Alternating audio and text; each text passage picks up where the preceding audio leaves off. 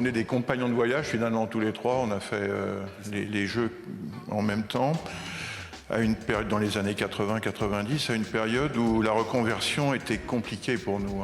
L'an passé, j'ai eu l'honneur de recevoir cette récompense qui nomme forcément une aventure humaine et collective vers l'or olympique. Donc franchement, j'ai été vraiment flatté de ça. Et aujourd'hui, je me retrouve dans ce rôle de transmission déjà.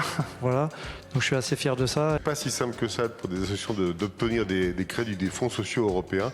Et c'est le travail en fait que vous avez fait qui vous a permis de bénéficier de cet appui non négligeable. Quand on est acteur comme Total Energy des polymères, entre autres, la circularité des plastiques est quelque chose qui nous intéresse. Donc 1000 bravo pour ça. C'est très inspirant et c'est chouette de voir que, évidemment, dans un secteur aussi sexy que le sport, vous trouvez des beaux débouchés. Donc 1000 bravo.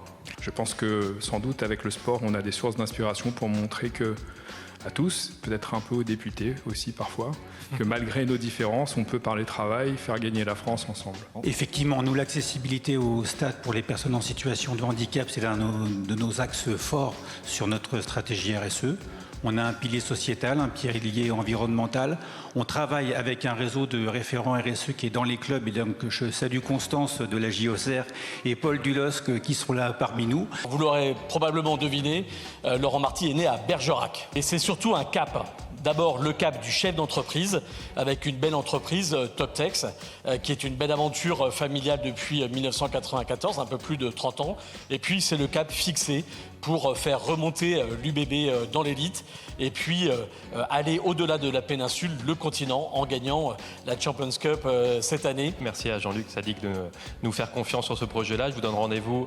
Je suis en double casquette, je suis en cumul des mandats, c'est un peu à la mode en ce moment, sur BFM Business et les BFM locales pour la diffusion de cette cérémonie présentée de main de maître par Jérôme et Sandra sur l'ensemble de nos chaînes locales et BFM Business où on met en avant des chefs d'entreprise, des entrepreneurs tous les jours sur l'antenne de BFM Business, des ETI, des PME et des grands patrons. Vous êtes l'illustration parfaite de ce que j'essayais humblement pendant donc cette mission de 3 ans de prouver. Voilà, c'est qu'aujourd'hui, un club sportif, c'est un modèle économique à impact. Je pense qu'aujourd'hui, particulièrement, dans la situation actuelle, il faut revoir complètement nos modèles économiques.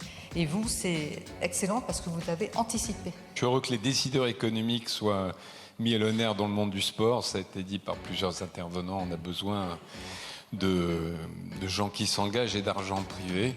Et effectivement, on n'est pas les seuls à intervenir, mais c'est bien qu'on reconnaisse la place des décideurs économiques. Tous vos projets s'inscrivent dans nos valeurs, dans nos convictions qui sont portées par nos 10 000 élus bénévoles et nos 40 000 salariés au quotidien dans nos territoires. Voilà, des actions de santé publique, des actions d'inclusion, de prévention, de lutte contre la sédentarité et puis aussi de lien social et de mieux vivre ensemble. Mais j'ai passé 4 ans extraordinaires. Succéder à Patrice Agelauer, à Pierre Berbizier m'a laissé penser que j'étais peut-être aussi un sportif de haut niveau, mais en fait on est des sportifs de bas niveau, Geoffroy pourra en témoigner.